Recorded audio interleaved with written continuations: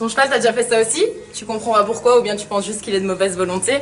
Rassure-toi, c'est pas le cas. C'est ce qu'on va voir tout de suite dans la suite de cette première vidéo.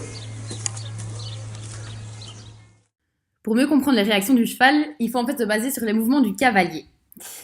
On voit ici que la cavalière ne regarde pas du tout son cheval en fait. Donc qu'est-ce que ça change? C'est qu'il n'y a aucun contact visuel, donc pas de communication.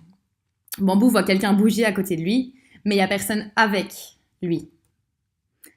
Ensuite, le mouvement qu'il amorce vers la gauche, si Françoise avait regardé, il aurait pu être anticipé. Seulement là, elle est tellement occupée par son étrier qu'elle ne saurait pas le voir. Donc la conclusion c'est quoi? C'est tout simplement qu'on a le cheval qui part d'un côté et le cavalier qui reste de l'autre. Ils sont donc complètement opposés. Mais le plus important c'est quoi? Et c'est surtout le plus parlant, c'est la position des mains. En tant qu'humain, on a toujours trop tendance à utiliser des réflexes qui nous semblent logiques alors qu'ils ne le sont pas du tout pour le cheval. Comme ici, où la cavalière, au lieu de se rapprocher de Bambou, elle essaye tout simplement de le tirer vers elle pour le retenir. Maintenant, ça c'est un principe qui est très important, dans le sens où dans la nature, un cheval, il va pas attraper l'autre par la queue pour le tirer là où il veut qu'il aille. Il va le pousser. Le résultat qu'on observe ici, en fait, c'est l'éloignement et la scission complète entre nos deux potes. Et à partir de ce moment-là, il n'y a plus rien qui est possible si le cavalier ne change pas sa manière de faire. Voilà donc un résumé des défauts qu'il nous faudra corriger. Le premier, c'est le contact visuel, le regard. Donc arrêtez de regarder par terre, mais regardez son cheval et attirez son attention sur nous.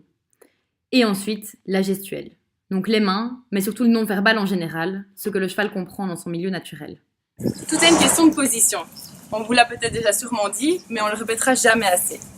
Le cheval dans son milieu naturel, il parle pas, ben bon là je vous apprends rien, il communique par la gestuelle, par le non-verbal.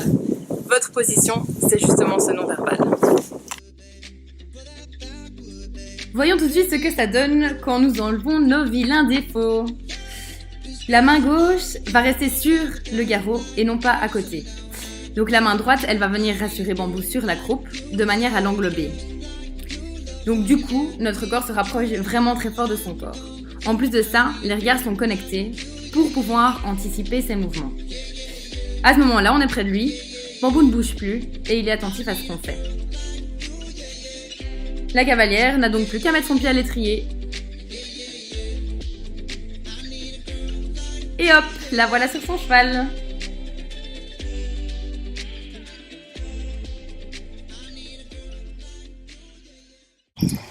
Le but de ces vidéos, c'est quoi? C'est simplement vous aider à améliorer la relation que vous avez avec votre cheval, mais aussi à améliorer ses performances au travail. Dans la globalité, la psychologie du cheval ou sa biomécanique, c'est la même pour tous. Maintenant, heureusement ou malheureusement, chaque cheval a ses problématiques différentes, chaque cheval a un caractère différent et chaque cavalier a des buts différents. Les méthodes de base restent donc les mêmes pour tous. Maintenant, tout est personnalisé en fonction du cheval ou du cavalier à qui je m'adresse. Si vous avez besoin d'un conseil ou de plusieurs, n'hésitez pas à me contacter via la page Facebook, dont vous trouverez le lien en barre d'informations. Ciao, ciao!